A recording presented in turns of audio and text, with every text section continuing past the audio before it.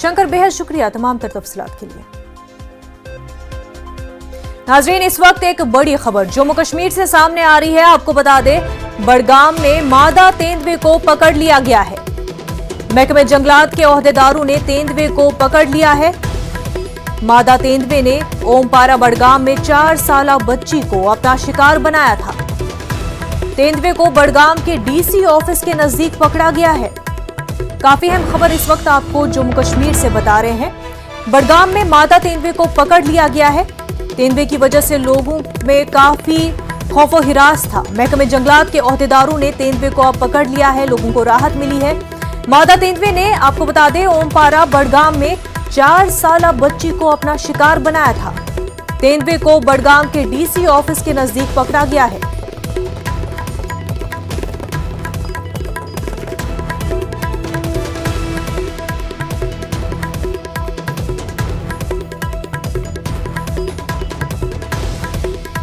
तस्वीरें आप TV screen पर देख सकते हैं। आखिरकार मादा तेंदुए को पकड़ लिया गया है, जिसकी वजह से कश्मीर में लोग काफी खौफो हिरास में मुब्तला थे।